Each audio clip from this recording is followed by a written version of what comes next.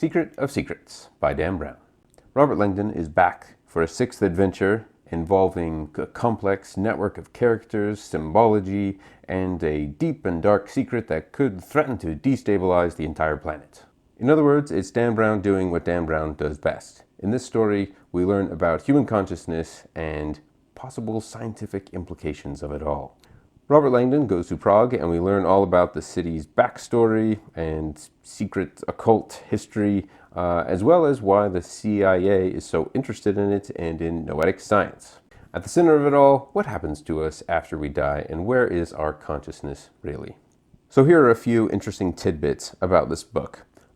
One, I mentioned last time I went through the Masterclass series by Dan Brown, and at the beginning of the story he talked about how when you're writing a story you have to have a promise that you make with the reader that you fulfill at the end of the story. And he promised that if we went through the class, then at the end of the class he would reveal a secret. Well, it is extremely relevant to this book, so I'm going to reveal it here. Apparently, after he wrote the Da Vinci Code, he wasn't sure if he could write another one because it was so successful and he just didn't know if he had another story in him. So he wrestled with this for years. And then he decided he was going to trick himself by creating a fake book of the book that he was going to write that's going to be the next top seller.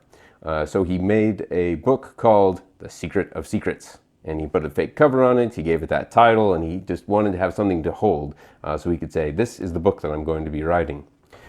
Which is funny to me because I would expect it to be the opposite. Usually if you're trying to write something and you can't write something, you try to convince yourself that no one's going to look at it, as opposed to here's going to be the next bestseller. Either way, it worked for him. So he had this book, and in addition to having this book, The Secret of Secrets, he made a newspaper clipping of The Secret of Secrets being at the top of the New York Times bestsellers list. Funny enough, the description of The Secret of Secrets, you can tell it's the lost symbol. I guess he didn't want to use the title for that, but he kept it in his back pocket for this release. So he's been holding on to this title for a while, and I thought it was interesting leading up to this book. I watched a couple of interviews with him talking about The Secret of Secrets and this idea of consciousness. Before he started the book, he said that he didn't think there was anything after we died. He's kind of agnostic, but ultimately he thought after we die, it's over, the plug is pulled, that's the end. But in the process of researching this book and learning more about the revelatory science, he is now convinced that something does happen after we die. And what's interesting is he didn't have a religious experience, it was his scientific research that led him to that conclusion. Now, that is an amazing pitch for the book, and so I can't tell if it's wise to take that at face value. But either way, it is something to be intrigued by with this book, what the book purports to be science. Okay, that's my long introduction. Now back to the book itself. Dan Brown is really good at keeping a reader's attention.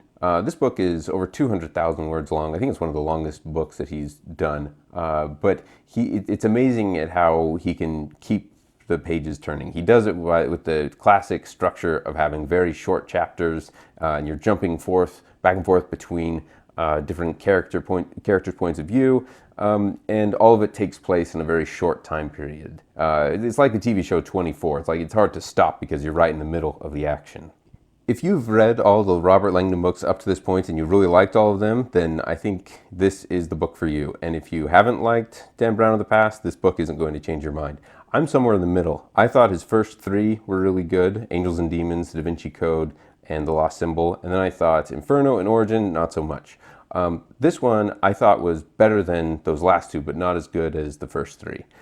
It's engaging, it's interesting. I like the idea of consciousness. Like, that's a great Dan Brown territory, and he brings up a lot of interesting scientific points. I don't know if I believe it fully. Like, I want to see some hard science fact check this book, because I think it'd be really cool to see where the actual science comes down. But that aside, I did a review of Origin on this channel 3.5 years ago, and rewatching it, I think I stand by what I said about his writing style. Dan Brown's writing makes you feel like you're watching a movie, though a movie with bad actors, like actors that aren't really good at acting, because the dialogue, the characters, they're just kind of flat, saying their lines and going on to the next scene. And I'm only sort of complaining about this because I like a good fast-paced movie And even if the characters aren't particularly gripping, the situation itself can be gripping. With this book, like I said, I thought it was better than Origin. I thought I was more engaged with it, even though it was kind of long. I feel like you could have done without some of the subplot lines, but overall, like, I just went along with it. I was happy to go through it, like I am with the usual Dan Brown book. One thing I also enjoyed about the book is the ending. I didn't see the twist coming. I definitely saw it coming in Origin, and I just didn't like the twist at all in Inferno. But with this one, it was a good twist, and it was not predictable. So, worked for me. There are a couple things at the end I wished he could have found something to turn up the heat a little more. I felt it kind of cooled down, so it was slightly anticlimactic at the end. But overall, I still liked it.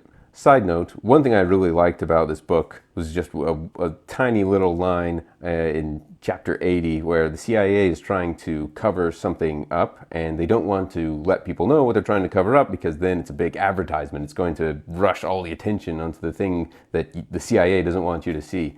And Robert Langdon has a line, something about how the Vatican has been making this mistake for years. And I thought Dan Brown must have smiled so much putting that line in, because that's exactly what the Catholic Church did to him with Da Vinci Code and Angels and Demons. I don't know who else got that, but I laughed. I should say, I think a lot of people criticize the writing in the book as if it's a piece of literature. I think that's just kind of missing the point. This is supposed to be a entertaining comfort read. It's not supposed to be some life-changing introspection on the human soul like in Tolstoy. It's not supposed to change the way a book is conceived in some genre expanding way like James Joyce or something. Like, it is just supposed to be fun and entertaining. So on that level, I think it really succeeded. It's not meant to be read over and over again. It's like a literary Big Mac. I'm gonna give this book 3 stars.